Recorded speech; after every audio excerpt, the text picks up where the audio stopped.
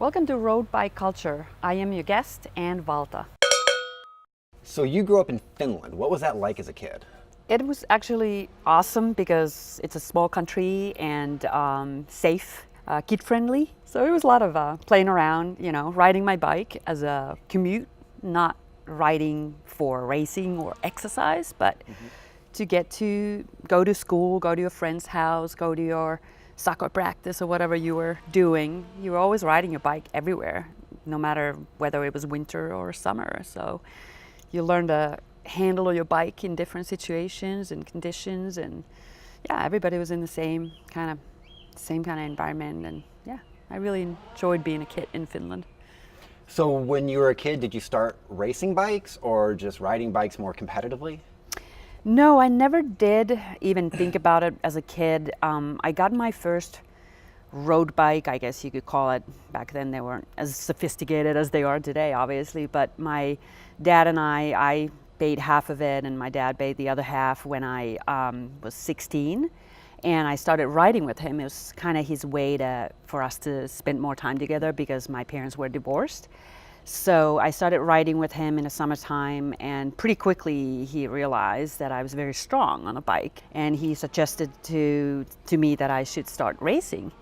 And I was just like, I don't think so. I already, for some reason, knew about the doping culture in the 80s and in that time, and I just kind of rejected the idea. And then there was this new sport coming up called triathlon, which was very intriguing to me, and one of the best triathletes at the time in the whole world was living in my city, and he kind of got me into that sport, like really interested in it, and I went into triathlon instead. When did you come to the United States? I moved to the United States in the summer of 2000 with my husband because he got a job offer with with a company he worked in Finland to transfer to come here, and we thought it was a great idea to check it out, to live in another country for a little bit, just kind of take the adventure and see how it goes. And here we are 18 years later. Were you doing triathlons at that point when you came here?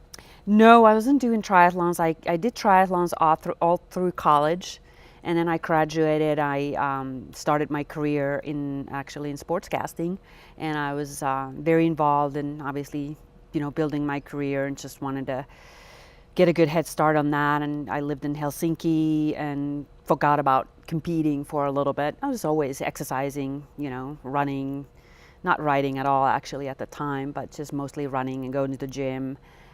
We moved here. I was playing all kinds of other sports, still running, playing tennis. I wanted to pick that up because I never had a chance to do that in Finland. Playing ultimate frisbee. So yeah, cycling wasn't really in my radar for a decade or so. When did cycling become your primary sport? It happened kind of accidentally, literally, because I had an injury when I was training for a ultramarathon. I pulled my hamstring pretty badly and I wasn't able to run at all.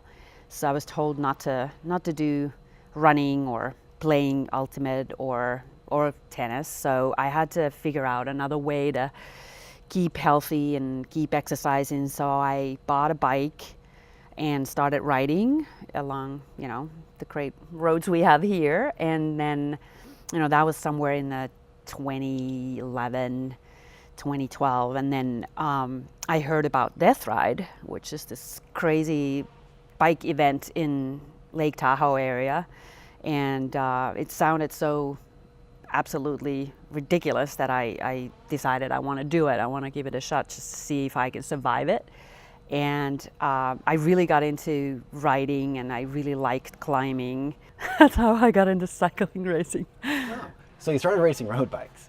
What trajectory did you go on from the first day you started racing upward? It was all going up. It was a strange sort of event. It just kind of took off. I had no expectations when I started racing, obviously. I had no idea what the level of racing here is. I had no idea where I was compared to everybody else. And I signed up for probably the biggest race at the time, and still pretty big, the Sea Otter.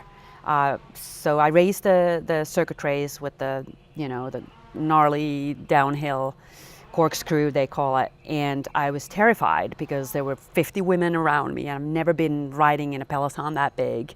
Everybody's screaming and yelling at you and pushing you back and forth and sideways. And I'm like, oh my gosh, I'm gonna die. This is not what I want to do. And my instinct was just to take off, just leave it. I said to myself, I don't care if I'm last, I don't care if I burn out and just die on the side of the road, but I can't be riding in amongst all these women. So I took off. I took a flyer and won the race as a Cat 4. And I was just like, wow, this is crazy. So after that, I just, I got really hooked on that sort of idea that if you really put everything out there, bit by bit, take down your opponents at, when everybody's already tired or at the most unexpected places, if you attack, create some chaos, so to speak, in the race and try to make it as hard as possible for everybody. So that kind of became my goal. And then I entered the US Nationals, the Masters Nationals, my first year, and I won both the time trial and the road race. And I basically did the same thing the following year, went through the World Championships, Masters World Championships, and I was third in the time trial. And then that kind of put me in a mindset of, hey, I'm not that far behind of the best in the world in my age group. If I really put everything that I can, just all my power, my will, my desire in that goal of trying to win the worlds, commit to it for one season. Just commit that one focus. You're going to go and try to win the worlds. And that was 2016. There was another incident that happened that kind of fueled my passion or fire inside. Was that a friend of mine who also was a personal trainer, she died of really rare lung cancer. A woman who was 55 years old and totally healthy, never smoked in her life, and just was unlucky and got this really bad card for her and died. And I thought, this is really going to fuel me for this year and this season. And she kind of, I said to people, she was with me in all my training rides and all my races when I was preparing. I felt no pain. I just felt like this is my race to win. This is my race to lose. I'm going to take the reins and just take it. And I won 2016. So you won for the time trial. Yes. You're the world champion for the time trial. Yes. Correct. So there's no pack to be afraid of. No pack to be afraid of. It's just personal, singular effort. Yes. Did you catch the person in front of you? Quite a few of them, actually. You did? Yes. Yes. That's the beauty in a time trial, is that, yes, like you said, there's no pack to worry about. There's no strategy in a sense, like, okay, how many matches do I dare to burn at this point? Somebody attacks. Should you go with them? Should you not? Where do you hold back? Where do you go? It's just you and the watch, and you just have to dare to go 30-minute effort in the Worlds, in the Masters Worlds. So you have to go pretty much full on from the get-go. There's no sort of warming up to it. Stay focused in your Bane cave, as we call it, and let it rip. That's it. So in that season of training, the year that you won in Perth, what do you eat before a training ride? Well, I usually have 2 different breakfasts depending on what kind of training I'm doing.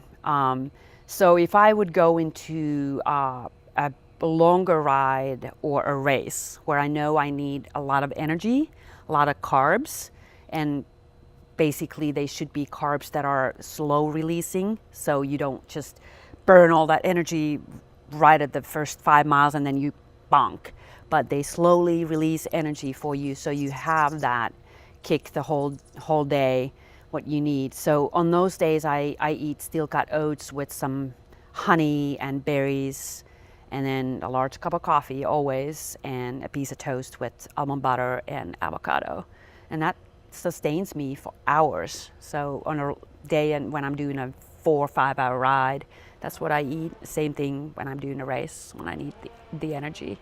And other days, if I'm just going out to a gym or 2-hour easy ride, it's usually a veggie omelet and coffee. So more protein on those days, less carbs. So today you are a certified personal trainer. Yes, and massage therapist. And massage therapist. And Yes. you have your own business. Yes. What do you think the biggest mistake the average cyclist makes in their training? Personally, I think it's the fact that they don't strength train. A lot of cyclists still today that think that picking up weights is going to make them bulky and big and slow. You really do get a lot of power if you work on your muscles. So if you work on your strength, simple movements like squats, lunges, deadlifts, core exercises, they really can help you get a lot more power out of your system. There's got to be more than nutrition and strength training to that. There has to be a philosophy behind this. Well, there's a quote from Nelson Mandela that I really, really like that resonates with me. Goes something like, "There's no passion to be found playing small." Living a life that is less than you are capable of doing.